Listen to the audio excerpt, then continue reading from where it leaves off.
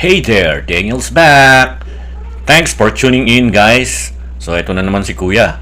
Since lunchtime is approaching, napadaan ako dito nang hindi sinasadya sa paborito kong turo-turong kainan. So, since mag-isa lang naman ako sa bahay, naisip kong tipidin ko rin naman minsan ang sarili ko, no? Kasi kung magluluto ako tapos ako lang ang mag-isa, sayang lang ang effort ko, no, guys? Tapos hindi ko rin mauubos, then maraming masasayang. So, napilitan na lang akong kumain din eh. Siyempre, hindi mawawala guys yung paborito kong adobo. Adobong baboy guys yung napili kong ulamin. Tsaka, kalderetang baboy. No? Siyempre, nagkamali ako ng dyan. Choice, dapat sana kalderetang baka, kaso naisalin na po sa lalagyan. So, yun na nga guys. Gutom na gutom si Kuya dahil may dinaan ng trabaho dyan. Kaya, kain na tayo. Tara, samahan niyo ako guys. Siyempre, hindi may mawawala guys yung libreng sabaw. So, kain na tayo guys. Eto, dito na lang kumain sa turo-turo kasi napadaan ako dito. Masarap sila magluto. Ang problema, wala yung hinahanap ko yung adobong pusit na napakasarap. Kung matitikman nyo guys talaga, babalik-balikan nyo.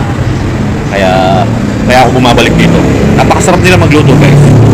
So, thank you for watching. See you on my next video. Rock and roll. Sarap talaga ng luto nila guys.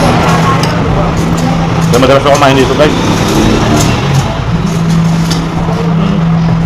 Pag nadaan ako dito talagang di ako pwedeng gumistak dahil napakasarap guys.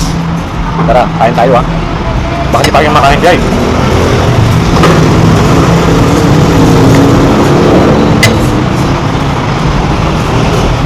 Siyempre guys, pag walang pantay, unlimited rice, di ba?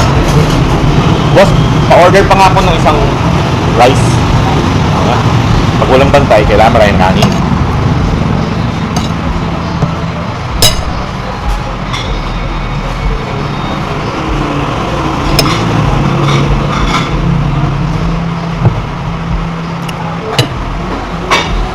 Sarap. Ano na, pag may ganito.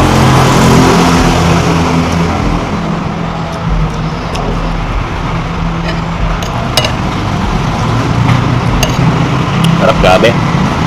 Anong meron to? Dapat pala binili ko yung kalderetang baka. Kasi okay naman din yun eh. Tagay, nakakadalawang rice na ako. Wala. Maaga akong gumising. May pinuntan ako, may binili ako dyan sa bandarya, kaya napadaan dito. Ngayon, hindi na ako magluluto sa bahay. Diretso na ako sa ginagawa ko.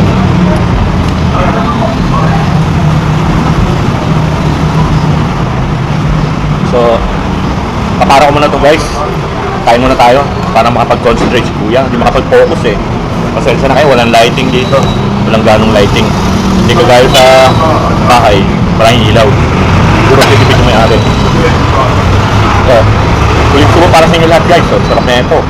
So, thank you for watching. See you on my next video. Rock and roll.